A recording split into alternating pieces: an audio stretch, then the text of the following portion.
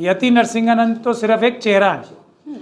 इनसे ये सब बातें कहलवाने वाले आरएसएस और बीजेपी के लोग हैं। नरेंद्र मोदी जी हैं, अमित शाह जी हैं, योगी जी हैं और मोहन भागवत जी हैं। यति नरसिंहानंद जी जैसे लोग बहुत ही डरपोक और दब्बू किस्म के होते हैं। अगर उन्हें पूरा आश्वासन और पूरा सहयोग नहीं मिलता प्रशासन से, पुलिस से, एक बार नहीं कई बार गारंटी नहीं मिली, तो वो चूं भी ना कर पाएं। ये जो मनुवादी मानसिकता के लोग हैं, आरएसएस और बीजेपी के लोग हैं, ये इस बात को समझते हैं कि कोई भी सीरियसली हमारे खिलाफ कुछ करेगा नहीं। ये तो कड़ी में उबाल की तरह होते हैं, उठते हैं और फिर दब जाते हैं। ये इनकी सबसे बड़ी ताकत है, जो इंसान को इंसान के बराबर ना समझे, जो बल से, छल से दूसरे लोगों का धन, संपदा, इज्जत सब कुछ छीन ले। हम उसको मनुवादी मानसिकता का व्यक्ति समझते हैं। जो टॉप हमारी इतनी बड़ी बड़ी पॉलिटिकल पार्टीज हैं, उनके चारों तरफ आरएसएस के एजेंट हैं। तो ये जो एजेंट्स हैं, ये गुमराह करते हैं, लोगों के मन में डर डालते हैं, सही कार्रवाई नहीं करते, लोग इनके ऊपर उम्मीद रखते हैं और वही उन्हें धोखा देते हैं। ये हो रहा है कि कानून का अपहरण किया हुआ है कुछ मुट्ठी भर लोगों ने, आरएसएस और बीजेपी के। इस देश की जनता की और इस देश की ऑपोजिशन पार्टीज की जिम्मेदारी है कि उस अपहरणकर्ताओं से देश के संविधान और कानून को आज़ाद करें।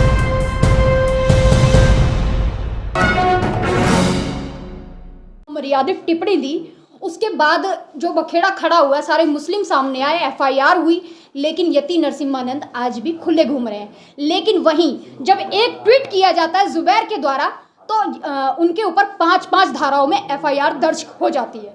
तो इस तरीके से कानून चलेगा क्या हमारे देश में? ये आपके सवाल में ही आपका जवाब भी छुपा हुआ है। इसकी सबसे बड़ी वजह यह है कि यति नरसिंहानंद तो सिर्फ एक चेहरा है। इनसे ये सब बातें कहलवाने वाले आरएसएस और बीजेपी के लोग हैं। नरेंद्र मोदी जी हैं, अमित शाह जी हैं, योगी जी हैं और मोहन भागवत जी हैं। और ये यति नरसिंहानंद जी जैसे लोग बहुत ही डरपोक और दब्बू किस्म के होते हैं। अगर उन्हें पूरा आश्वासन और पूरा सहयोग नहीं मिलता प्रशासन से, पुलिस से, एक बार नहीं कई बार गारंटी नहीं मिली, तो वो चूं भी ना कर पाएँ। इसका एक बड़ा एग्जाम्पल हम पहले सेट कर चुके हैं। जो एक त्यागी बनने की चेष्टा कर रहे हैं, इनके बड़े मित्र थे, मैं उनका नाम नहीं लेता हूँ, वो भी बहुत इस प्रकार की इनसे भी ज़्यादा घटिया बातें करते थे। हमने सुप्रीम कोर्ट से जब उनकी बेल को अपोज किया तो ये कंडीशंस लगवाई कि वो एक शब्द नहीं बोलेंगे प्रेस में आज, तो आज वो आपको कहीं बोलते हुए नज़र नहीं आएंगे। इसके लिए सबसे महत्वपूर्ण बात यह है कि जो मजबूत कानूनी कार्रवाई होनी चाहिए, वो जो इस पक्ष से होती नहीं है कभी। हमारे यहाँ सब जो शेड्यूल ट्राइब के लोग हैं, मुस्लिम, सिख, क्रिश्चियन, बौद्ध के लोग हैं, ओबीसी लोग हैं, वो एक गुब्बारे की तरह होते हैं। मतलब वो जब समय आता है, कुछ बहुत बड़ी जाति की बात हो जाती है, तो वो आवाज़ उठाते हैं उस समय, जो कि 2-4 दिन 5 दिन बाद ठंडी हो जाती है। ये जो मनुवादी मानसिकता के लोग हैं, आरएसएस और बीजेपी के लोग हैं, ये इस बात को समझते हैं कि कोई भी सीरियसली हमारे खिलाफ कुछ करेगा नहीं। ये तो कड़ी में उबाल की तरह होते हैं, उठते हैं और फिर दब जाते हैं। ये इनकी सबसे बड़ी ताकत है। जहाँ तक इनकी सवाल है यति नरसिंहानंद जी की, इन्होंने क्या बोला है, महत्वपूर्ण बात यह है, अब भावनाएं तो 2 तरह के लोगों की आहत होनी चाहिए थी। ना सिर्फ इन्होंने वाहियात ऐसी बातें की हैं जिससे मुस्लिम समाज को ही नहीं, बल्कि पूरे दुनिया के लोगों को जो रसूल अल्लाह से, पैगंबर से मोहब्बत करते हैं, प्यार करते हैं, उनकी दिखाए हुए रास्ते पे यानी कि इंसाफ और बराबरी पे चलना चाहते हैं, उन सब लोगों को तो आहत किया ही होगा। लेकिन उसके साथ साथ उन्होंने कई ऐसे व्यक्तित्वों के बारे में भी बोला है जिनको दशहरे पे जलाया जाता है, उनके बारे में भी तो बहुत तारीफ की है। उनसे बढ़िया कैरेक्टर किसी का हो ही नहीं सकता। मेघनाथ के बारे में उन्होंने कहा कि इनडायरेक्टली उन्होंने किसको क्रिटिसाइज किया है, ये उन लोगों को सोचना चाहिए जो उस समुदाय से आते हैं, जिनकी भावनाएं आहत होनी चाहिए लेकिन नहीं हो रही हैं। तो फिर मेघनाथ की हत्या क्यों की गई थी? ये एक तरीके से टिप्पणी नहीं है उस तरफ। जो कुंभकर्ण है उसकी हत्या क्यों की गई थी, ये उस तरफ टिप्पणी नहीं है। जिनको जो आराध्य हैं एक बड़े समुदाय के, उन्होंने इस लायक समझा कि उनका वध किया जाए। उनकी तारीफ करने पे किसी की भावनाएं आहत नहीं हो रही, तो आप नहीं समझ सकते ये आरएसएस और बीजेपी द्वारा स्पॉन्सर्ड हैं। ये कुछ भी बोल सकते हैं, कुछ भी कर सकते हैं। अब सवाल इस बात का है कि जो जेन्युइन लोगों की भावनाएं आहत हुई हैं, मुस्लिम समुदाय और मोहम्मद रसूलुल्लाह के अलावा जो लोग हैं जिनकी भावनाएं जुड़ी हुई हैं ये दशहरे के साथ, जो एफिजीज जलाई जाती हैं, उनके बारे में उनकी कुछ भावनाएं, उनको सबको नकारा गया है। वो कुछ भी रिस्पांस नहीं कर रहा है। मैं समझता हूँ उन लोगों को भी यति नरसिंहानंद के खिलाफ एफआईआर करानी चाहिए अगर वो अपनी भावनाओं के प्रति सच्चे हैं तो। एक वीडियो सामने आई थी, ट्विटर पे वायरल हो रही थी कि वो हिंदुओं के लिए भी जो आप शब्द बोल रहे थे, वो सबसे ज्यादा देखिए मनुवादी हैं। वो एक प्योर मनुवादी होने का उनका एक जो आइडियल होता है ना मनुवादी, वो है वो महिलाओं के खिलाफ सबसे ज्यादा अनाप शनाप बोलते हैं। तो ये उनके अंतरात्मा से निकलती है बात, क्योंकि मनुवादी मानसिकता को हम क्या समझते हैं, जो महिलाओं के खिलाफ, जो इंसान को इंसान के बराबर ना समझे, जो बल से छल से दूसरे लोगों का धन संपदा इज्जत सब कुछ छीन ले, हम उसको मनुवादी मानसिकता का व्यक्ति समझते हैं। तो एक आइडियल व्यक्ति ऐसे हैं जो मनुवादी मानसिकता को दर्शाते हैं कि ये होता है एक मॉडल मनुवादी मानसिकता रखने वाले का व्यक्ति। अब आप उनके सारे बयान उठा के देख लो, वो उसी प्रकार के होंगे। महिलाओं के प्रति उनकी इतनी घृणा क्यों है, इसके बारे में मैं समझता हूँ मनोवैज्ञानिकों का एक बड़ी टीम लगनी चाहिए उनके साथ। तो उनकी मनोवैज्ञानिक स्थिति जो है समझने के लिए एक बड़ी टीम चाहिए होगी कि वो महिलाओं से इतनी घृणा क्यों करते हैं। उनकी मदर भी तो एक महिला है, उनको उनकी सिस्टर्स भी होंगी, वो उनकी शिष्याएं भी होंगी, वो सब महिलाएं हैं ना। एक महिला देखिए, हालांकि गलत ही डिफेंड कर रही है, लेकिन सबसे ज़्यादा एक कोई त्यागी महिला है, वो डिफेंड कर रही हैं उन्हें, फिर भी इनके मन में महिलाओं के प्रति इतनी नफरत क्यों है, ये मुझे समझ में नहीं आता। सर सवाल तो अभी भी जो क्या त्यों ही खड़ा हुआ है कि जितना मुसलमान इकट्ठा हुआ, क्या मुसलमान इस देश में अपने आप को ठगा हुआ महसूस करा? मैं दोबारा से अपनी वीडियो में ये दोबारा सवाल दोहरा रही हूँ, क्या मुसलमान वाकई में डर चुका है, ये मान लिया जाए? नहीं, देखिए कोई भी schedule caste, schedule tribe, OBC, Muslim, Christian बहुत डर नहीं सकते, सब बहादुर लोग हैं, डर ही नहीं सकते।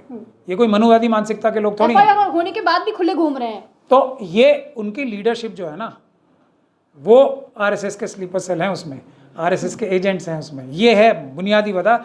जब तक आरएसएस के, देखिए एक कॉन्सेप्ट है पूरी दुनिया में, जो ज़ायनिस्ट ताकतें हैं जो ना, ये जो सयोनी ताकतें हैं और जो मनुवादी ताकतें हैं, उनका एक कॉन्सेप्ट है, बहुत सालों से चल रहा है, हाईजैकिंग द ऑपोजिशन। मतलब ऑपोजिशन का अपनी अपहरण कर लो और उनकी जो लीडरशिप है ऑपोजिशन की, यानी कि विपक्ष की जो लीडरशिप है, उसका अपहरण कर लो।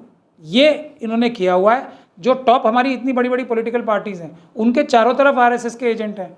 तो ये जो एजेंट्स हैं, ये गुमराह करते हैं, लोगों के मन में डर डालते हैं, सही कार्रवाई नहीं करते, लोग इनके ऊपर उम्मीद रखते हैं और वही उन्हें धोखा देते हैं। ये हो रहा है।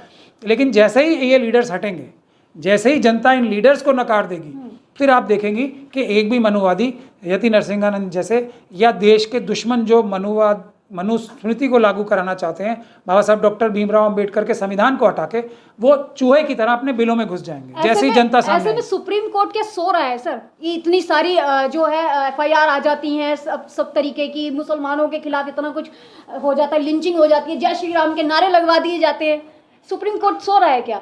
अब मोदी जी ने और हमारे चंद्रचूड़ साहब ने इतनी मेहनत करके एक मैसेज दिया है, अपने घर में पूजा में अपने बड़े भाई की हैसियत से, अपने परिवार के मुखिया के हैसियत से उन्होंने एक तस्वीरें और वीडियो वायरल कराई है, या अपने ट्विटर हैंडल पे डाली है।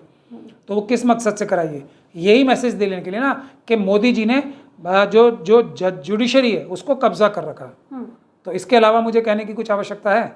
और आज तक उसके खिलाफ चंद्रचूड़ साहब ने कोई कार्रवाई नहीं की, बल्कि अब ये एक उन्होंने स्टेटमेंट दी है कि मुझे हिस्ट्री कैसे जज करेगी, ये नवंबर के बाद पूरी दुनिया बता देगी। मैं अभी बता देता हूँ आपको, एक ईमानदार चीफ जस्टिस के रूप में नहीं देख पाएंगे हम, कितनी भी चेष्टा कर लें। आपकी ऐसी बहुत सारी गतिविधियाँ हैं, आपको बिल्कुल भी एक ईमानदार चीफ जस्टिस के रूप में हम लोग पूरी ताकत लगा रहे हैं, हम सबके किसी प्रकार से, क्योंकि आप पद पे ऐसे बैठे हैं, हम लोग पूरी ताकत लगा के भी, जो लोग समझते हैं चीज़ों को, वो आपको एक ईमानदार चीफ जस्टिस के रूप में नहीं देख पा रहे हैं। और इसका हमें बहुत दुख है। मैं दिली दुखी हूँ इस बात से कि मैं एक चीफ जस्टिस को ईमानदार चीफ जस्टिस क्यों नहीं देख पा रहा हूँ। मैं अपने आप को कन्विंस नहीं कर पा रहा हूँ कि ये ईमानदार हैं। मैं बहुत कोशिश कर रहा हूँ उसके बाद भी। सर लेकिन सवाल अभी ये भी मैं पूछना चाहूँगी कि जुबैर जो ट्वीट करते हैं उन पे 5 धाराओं में एफआईआर हो जाती है। उत्तर प्रदेश की पुलिस जो है, और फिर वहाँ पे लोग जो है लिखने लगते हैं कि अब जो है मुसलमान टाइट होगा और डंडा बजेगा। अब इस तरीके की जो क्लिप कटुआ जैसा शब्द उनके लिए इस्तेमाल किया जाता है और धाराएं उन पर लग जाती है। यति नरसिम्हानंद जैसे लोगों पे नहीं लगती। एक ही धारा लगी है ना उन पे, जिसमें 1 साल की सज़ा है। यति नरसिम्हानंद के ऊपर 1 साल की सज़ा वाला धारा, और जुबैर और दूसरे सैकड़ों लोगों पे 5-5 धाराएं, जो कि बड़ी सीरियस हैं। और कुछ सबूत चाहिए आपका कि आरएसएस, बीजेपी और योगी जी, मोदी जी और अमित शाह जी के एजेंट हैं वो। तो मान लिया जाए कि एक देश दो कानून है। नहीं नहीं, ये मान लिया जाए कि कानून का अपहरण किया हुआ है कुछ मुट्ठी भर लोगों ने, आरएसएस और बीजेपी के। इस देश की जनता की और इस देश की ऑपोजिशन पार्टीज की जिम्मेदारी है कि उस अपहरणकर्ताओं से देश के संविधान और कानून को आज़ाद कराएं। तो मुसलमान जाए तो जाए कहाँ? क्योंकि कोर्ट जाता है तो वहां से भी उसको धिक्कार ही मिलता है। एक देश कानून दो बना रखे हैं, और फिर जब पुलिस स्टेशन जाता है तो उसी को ही बता दिया जाता है दोषी। मुसलमान हो या शेड्यूल कास्ट हो या शेड्यूल ट्राइब हो, जितने भी वीकर सेक्शन है, महिलाएं हो, पहले वो अपना गठबंधन बनाएं, अपना सामाजिक और राजनीतिक गठबंधन बनाएं मजलूमों का। जो प्रताड़ित लोग हैं वो सब इकट्ठे हों, अपनी लीडरशिप को हटाएं, मजबूत बहादुर लीडरशिप लाएं। ऐसे ही काम हो जाएगा, सुप्रीम कोर्ट भी सुधर जाएगी और सरकारें भी सुधर जाएंगी, भले किसी की भी सरकार आ जाए।